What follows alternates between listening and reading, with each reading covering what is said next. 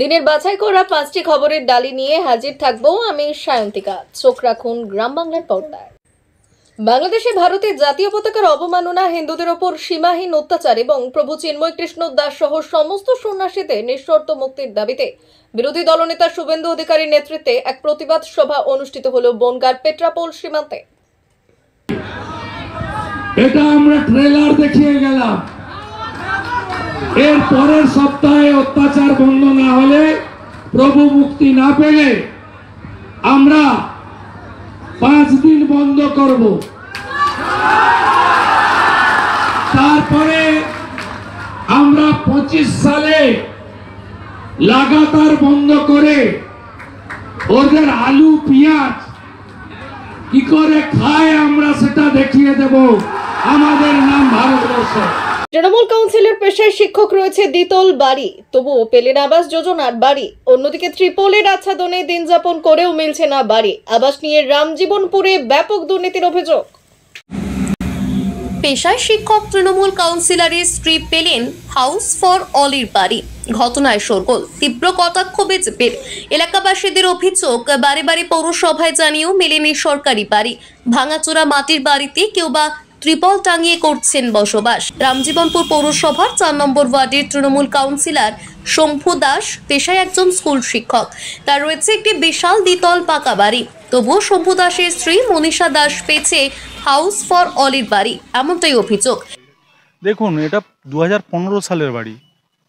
2015 সালের সার্ভেতে নাম এসেছিল, সে তখনের বাড়ি, এখনের তো প্রশ্ন নয়।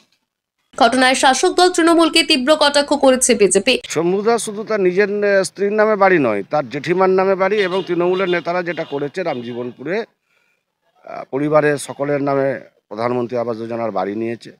অথচ দেখা গেছে যে সাধারণ মধ্যবিত্ত গরিব মানুষ বাড়ি পায়নি এখনো। বাঁকুড়ায় আটক গরু বোঝাই গাড়ি। রবিবার অমানবিকভাবে গরু নিয়ে যাওয়ার অভিযোগে গরু বোঝাই গাড়ি আটক বলে অভিযোগ।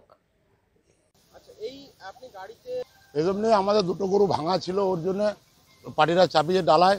হ্যাঁ, তার এই দুটো ভাঙা বলি দুটো ভাঙা ছিল, তার জন্য 4টে ডালায় গরু দিয়েছে। হ্যাঁ, ওর জন্য আমরা কষ্ট করে নিয়ে যাচ্ছিলাম। এখানে হাতিরামপুর মোড়ে পাবলিক দাঁড় করিয়ে সব গরু গোটা নামানো করাই। আজকে হাতিরামপুর মোড়ে আপনারা একটা গরু গাড়ি আটকেছেন, কি কারণে, কেন এই গরু গাড়ি আটকানো হয়েছে? আমরা খাতড়ার থেকে দেখে আসছি যে গাড়িটাকে গরুগুলোকে এমনভাবে চাপিয়ে নিয়ে যাওয়া হচ্ছে যেটা একটা অমানবিক। মানে এটা আমি বলবো যে এটা কি বলবো যে পশুর থেকেও নৃশংসভাবে নিয়ে যাওয়া হচ্ছে। পুলিশ সামনে দাঁড়িয়ে দেখছে। পুলিশকে আমি ইনফরমেশন করেছি যে স্যার, তার আগে হাতিরামপুর ঢোকার আগে যে স্যার এরকম একটা গরু বোঝাইকারী গাড়ি আসছে, আপনারা গাড়িটাকে ধরুন। পুলিশ আমাকে তখন অজুহাত দেখালো হাতিরামপুরের মোড়ে ট্রাফিক জ্যাম হয়ে গেছে, আমরা যাচ্ছি। আমি গাড়িটাকে আগেই আটকে দিতে পারতাম, কিন্তু আমাকে মেরে দিতে পারে বলে সেই জন্য আমি হাতিরামপুরের মোড়ে এসে গাড়িটাকে দাঁড় করেছি। এবং আমি এটা দেখার পরে তারপর যিনি ডিউটি অফিসার ছিলেন তিনাকে আমি বলেছি, এবং যিনি ড্রাইভার ছিলেন তাকে আমি জিজ্ঞেস করেছি যে আপনি যে এই গোটা রাস্তাটা পেরিয়ে এলেন, আপনাকে কোথায় গাড়ি লোড হয়? উনি বললেন ঘোড়াধরায় লোড হয়। আমি বললাম যে 2টো থানা পেরিয়ে এসেছেন, পয়সা দিয়েছেন? ওই যে প্রত্যেক থানায় 500 করে টাকা দিয়েছেন। এই তো ড্রাইভার সাহেব আছে, জিজ্ঞেস করুন, ডাকুন। বর্তমান সময়ে চলচ্চিত্র জগতেও স্থায়ী জায়গা করে নিতে চলেছে প্রান্তিকেই জেলা। প্রান্তিকেই জেলার কমরার মাঠ স্বাস্থ্য অনুশীলন সমিতির সাংস্কৃতিক শাখা পাঁচালী নাট্য গোষ্ঠী পরিচালিত পাঁচালী চিত্রমের ব্যানারে মাত্র 26 মিনিট 12 সেকেন্ডের এই ছবিটি আগামী 15 জানুয়ারি মুক্তি পাবে শহরের রবীন্দ্র ভবনে।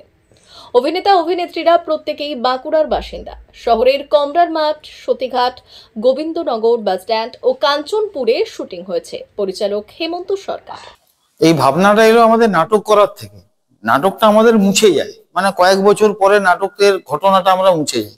আমাদের হঠাৎ মনের মধ্যে একটা ইচ্ছে হলো এমন একটা জিনিস তৈরি করি যেটা আমরা বা আমাদের আগামী প্রজন্ম জানতে পারে যে আমরা এটার সঙ্গে যুক্ত।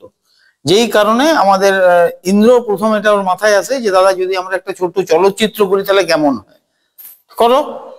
এই ভাবনার থেকে আমাদের শুরু, এবং সবাই মিলে সহযোগিতার হাত বাড়ালো। এবং অনর্থর একটা প্রধান বৈশিষ্ট্য হলো এখানে যতগুলো চরিত্র অভিনয় করেছে সবাই আমার ঘরের কাছে একটা চ্যালেঞ্জ বলা যেতে পারে, কিন্তু তার সত্ত্বেও আমরা বলবো যে আমরা যে কাজটা করেছি বা করতে চলেছি অত্যন্ত আন্তরিকতার সাথে। ভালো লাগবে, আসুন আপনারা। সব থেকে বড় ব্যাপার হচ্ছে মনেই হয়নি যে আমরা মানে কোনো বাইরের প্রথম কথা তো আমরা নিজেরা লোকাল দাদাদের সবাইকে নিয়ে কাজ করেছি, যেহেতু আমাদের পাঁচালী নাট্যগোষ্ঠীর পুরো ফুল টিম আমরা ছিলাম এখানে। তো ভীষণই ভালো একটা নতুন ইউনিক একটা অভিজ্ঞতা হলো। কোনোদিন এইরকম একটা সিনেমা জগতে পা থাকবে এরকম কোনো মানে সম্ভাবনাই ছিল না, যেহেতু বাঁকুড়ার বাইরে যাওয়ার তো কোনো ব্যাপারই নেই।